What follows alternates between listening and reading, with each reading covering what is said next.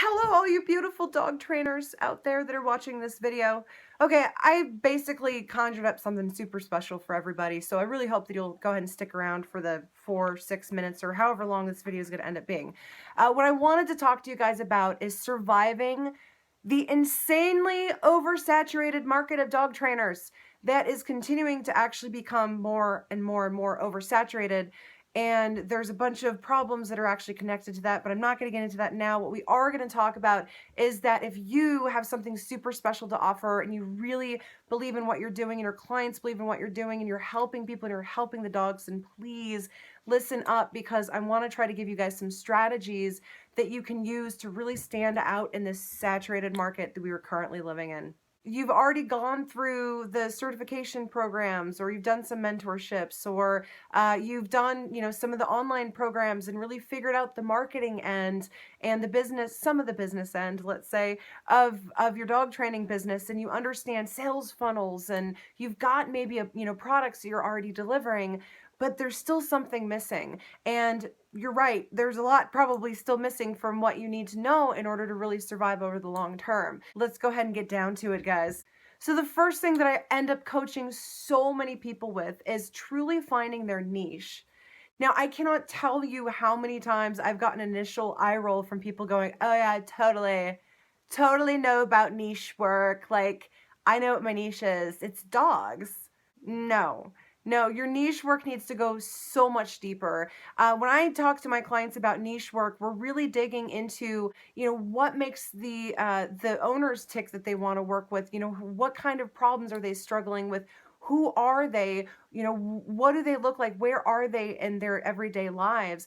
Also figuring out for the trainer, like for you, what is it that you really want to be involved in? You need to really spend some time and figure out what your full holistic niche really looks like. And when you do that, you're setting your whole business and your whole future plan on a very solid foundation. Your website content, the way that you interact with people from the first time that they contact you, I mean, everything is built from that niche.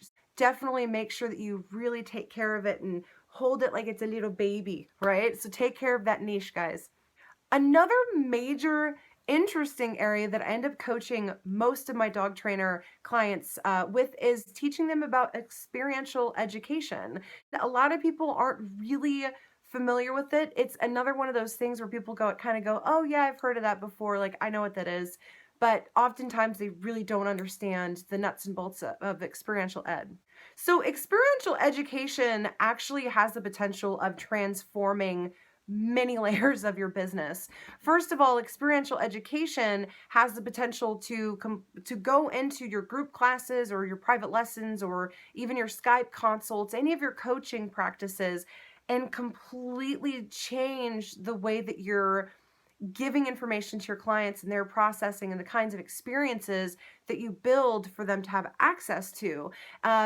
Also, experiential programming can add on another very important element to your business and add another service to what I call stale clientele. Now, stale clients, to talk about that for a moment, that's also a really important area to understand, because a lot of dog trainers already have people that they've worked with or that have become familiar with, but people get to a place much like you are right now where everything seems good enough, but they really haven't broken through to the next level. Oftentimes, what I do is we figure out, okay, how can we create something else for this stale client population? Sometimes you end up benefiting in the range of $50,000 a year and just going back and offering something of value to those stale clients. The third major thing to talk about is the ability to start slaying the money and price demon. Oh my God, we have all suffered from the price demon at some points in our career. I guarantee that you're either there, have been, or really need to focus on it in order to get through to your future. Now, what is the price demon or the sales demon or whatever you want to call it? It's that totally uncomfortable sensation that you get when you start thinking about raising your prices and when you start really evaluating what your value is and what you're getting back in terms of value from your clients. Now, when this ratio is off, it makes for a completely unsustainable business over the long run. Now, this is for a variety of reasons. You're going to increase your likelihood of causing burnout for yourself. You're going to decrease your ability to reinvest in yourself, which actually brings me to my fourth major point, which is the ability to truly reinvest in yourself as well as your business. Now, this is another area where a lot of people go, I've heard of that before, but I guarantee that you're not practicing in a way that is really going to be able to help launch you forward and get you to the place where you truly want to be in your dog training business. Reinvesting in yourself looks something like taking the time to pamper yourself or buy something for yourself that you really don't think that you need just because you want to be able to give things back to yourself. It's taking time off. It's learning how to delegate. Oh, this is going to be a tricky one for a lot of you. Seriously learning how to delegate and give up some responsibilities to other people so that you open up your own space, so that you develop the freedom to really launch after things and have the space to be creative again. You know, reinvesting in your business is pretty much the same thing. Now, for us, we tend to mesh those two things. And when we hold retreats for our personal clients that we're coaching in the industry, we'll put together really amazing luxury vacations where we're actually coming together to learn and to go through some serious coaching at the same time. So it's kind of like killing two birds with one stone.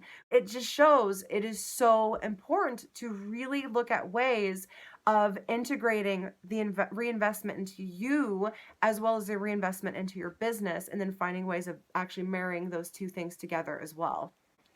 My final point, the last but definitely not least, is the idea of continuous quality improvement.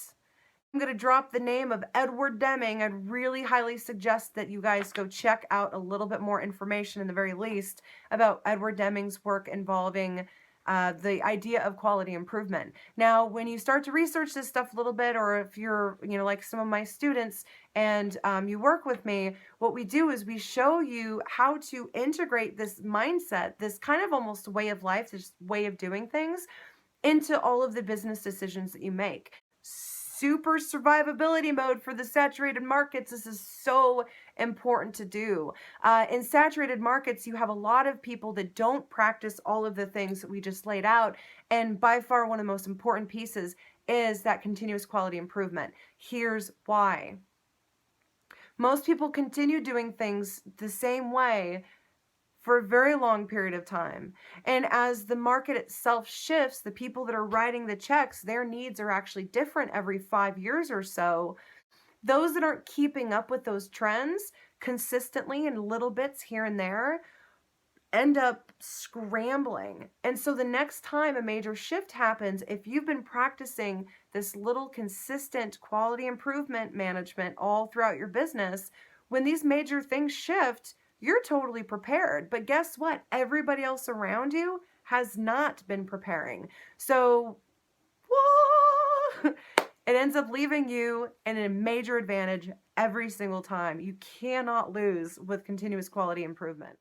In terms of, okay, how do you put these solutions forward? It's called shitting or get off the pot. And it's the truth. When it comes to, if you've decided, okay, I want to get my business going forward, I want to get out of a slump, or even if you have something absolutely amazing to offer and you want to do it in a way that really impacts your clients, then you need to consider these things. And if you want to, you can always consider signing up for one of our 6-week coaching programs. But I always forewarn my students before they get started that halfway through, you're going to want to kill me, because we're seriously serious about motivating over here and getting people to get their work done. But by the end, you're always going to love me again. You're going to love me, and then you're going to hate me. And then most people end up loving me again. And that's okay if you don't too. But that's generally the consensus around grassroots dog training and all of our pros that we've got running around all over the world now. So with that, I hope you guys took a little bit of a gold nugget out of here somewhere. And I really think you're amazing if you actually listen to this whole thing. I like you that much more. If you haven't done so already, go ahead and subscribe to my YouTube channel, which you're probably watching this on right now. You can always give the old hand job to the thumbs up down below. And let me know if you guys have any comments or questions. What kinds of things are you struggling with or wanting to get done the most? Let me know. Leave a comment down below, guys. All right, till next video. Mwah!